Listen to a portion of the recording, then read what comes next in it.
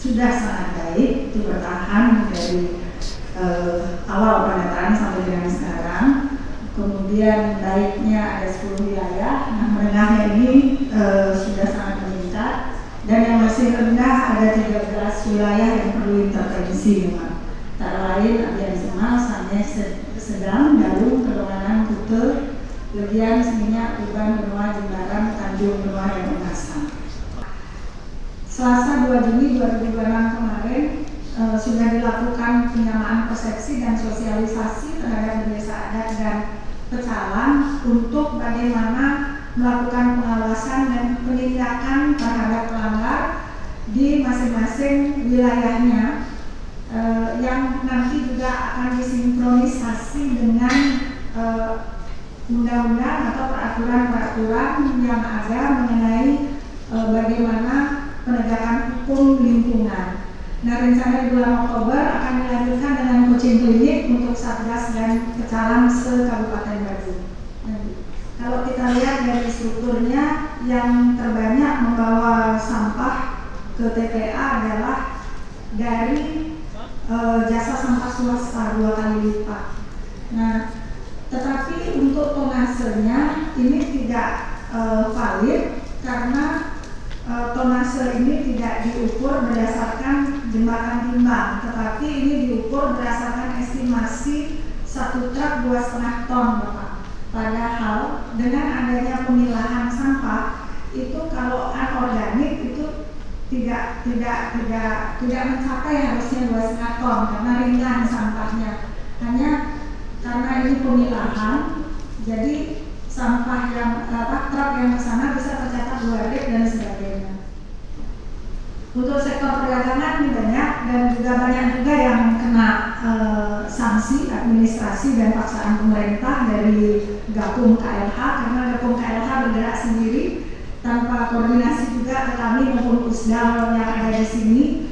Jadi beberapa nanti akan kami sampaikan datanya mengenai penegakan hukumnya. Dapat kita lihat kenapa banyak yang kena, karena dari toko swalayan modern yang jumlahnya 1473, jumlah yang sudah memilah hanya 327, jadi persentasenya kecil sekali.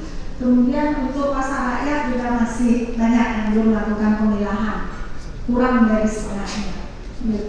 Untuk bulan April terjaring 199 pelaku usaha yang tidak taat. Kemudian bulan Mei 224 pelaku usaha yang tidak taat.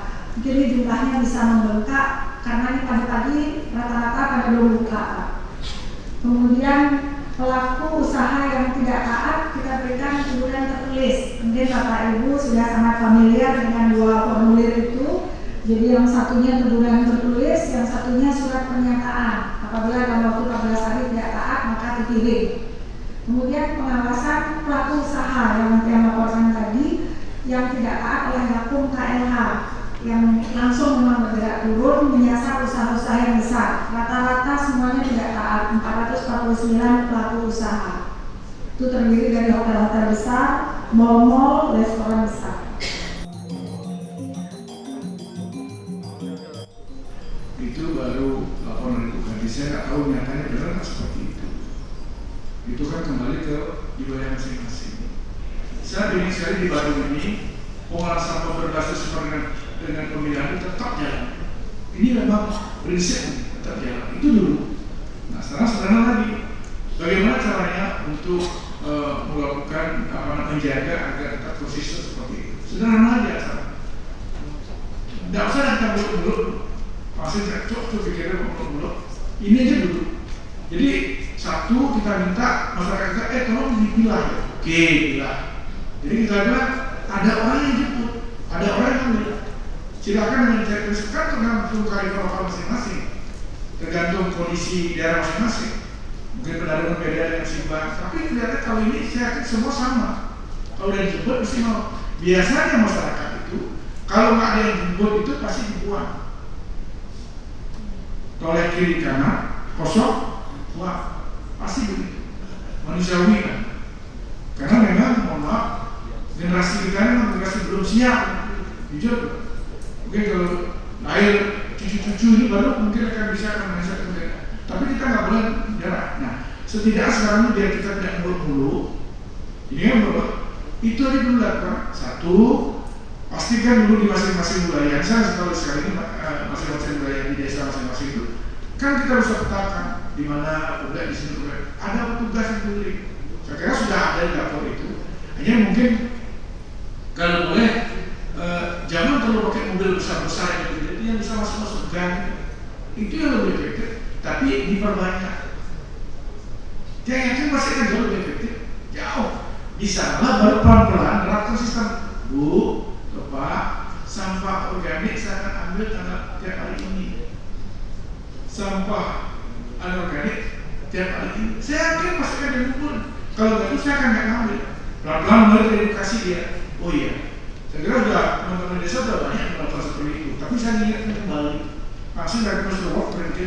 Dia nggak mau juga kalau inilah yang mulut-mulut dia sederhana aja. Karena kita sekarang mencoba membudayakan memilah sampah.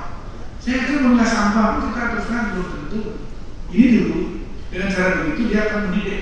Sama seperti yang dilakukan beberapa daerah, kita lihat di Bongkas seperti di Pungul, di Danau Sabu ada di mana terbanyak juga. Karena desa-desa sudah berkreatif, saya lihat butuh pecaku, saya lihat juga ada dalam. Sehingga Bapak punya APBDes, fokus ke situ, jangan yang lain dipikirkan, fokus ke situ. Oh, saya perlu sana, ternyata saya menyiapkan armada yang bisa masuk ruang gagah, apa namanya kayak mobil mochi namanya itu, motor mochi masuk dengan kapasitas berapa ini, menyebut, oh saya butuh 20 di desa saya. Dia bergerak 20 sampai dia berapa? Setiap hari. Sederhana aja. Saya tinggal di rumah misalnya, hari ini ada Senin, saya keluarkan sampah organik, luar sampah organik, otomatis akan dia terbawa, otomatis teredukasi. Dan sejak dulu mesti teori ini aja berubah. Dia yakin sekali kan pasti terjadi akan terwujud. Nah, setelah itu baru Pak akan berpikir di tengah, ya yang TPS 3R. Nah, baru TPS 3R bergerak, TPS 3R bergerak. Dia yakin. Terutama yang sudah punya TPS ya, pasti kan bisa. Saya akan pasti bisa. Asal mau. Sehingga petakan sekarang ada BDS, maka SPBD, tolong evaluasi ini lihat. Sekarang misalnya Simbang Kajo, kalau Simbang Kajo ini luas wilayah sekian, duduk sekian, kakak sekian, saya butuh mochi sekian. Mochi ini Simbang Kajo belum punya TPS ya, belum. Sedang bangun kan. Nah, mochi inilah yang menjadi pengantar membuat TPS 3R. Coba kalau manajemen ini lakukan semua para produkter semua sami, dia yakin tidak akan terbuat masalah sama. Di Badung kan belum kayak itu. Apa beda sudah disertifikat dan pertimbangan? Kalau manusia itu semua ini lakukan bukan riset, ini kita lakukan, tidak usah. Menurut saya setelah belajar ini aja. Dia teruskan sambil kita menurut PCR ini pun kita akan pilih nanti kalau jauh lebih efektif ya kalau dipilah daripada kita hasilnya dari riset. Nah, karena itu kita membangun budaya dulu. Makanya bilang sama Pak Bu Kadis, nanti penilaian mengukur uang ini tolong proses itu dinilai, bukan presentasinya. Di ngomong di nomor 1 terus di sini ngomong tapi kita dong kan. Tapi implementasi di lapangan gimana cara dia berperan sama memilah. Manajemen ini ada dari dia memilah, dari punya prasarana, dari dia memilah, dari waktu pengambilannya, dari proses TPS 3R. Ini dia lihat, oh ini bagus, ini jarang. Manajemen ini jarang. Itu yang saya mau. Jadi kita jangan kalau bicara kuantitatif terus kualitas. Nah. Ini sederhana dulu. Pak Proka berulah, paham kan? Paham? Saya yakin Pak gampang. Dia betul. Dia tak terat tuh. Dia masuk gang. Susah. Pak ada di desanya sebagian besar masuk gang-gang saya tahu. Jangan Pak dibuka mana? Jangan jauh-jauh Pak. Apa namanya itu? Pasti dah. Yang sering orang jual-jual atau rumah itu sayur-sayur itu coba ke rumah-rumah kan kalah masalah tradisional. Orang kita gimana? Kalau kita udah dimanja pasti dari ini. Nah, pola itu dipakai. Butuh juga sama itu. butuh beli mochi, beli ini, nggak usah. Berterak dulu, nggak zaman lagi, ya ukuran desa itu. Nah kecuali Pak punya truk untuk yang membawa residu, yang tidak bisa dibawa ke TPST,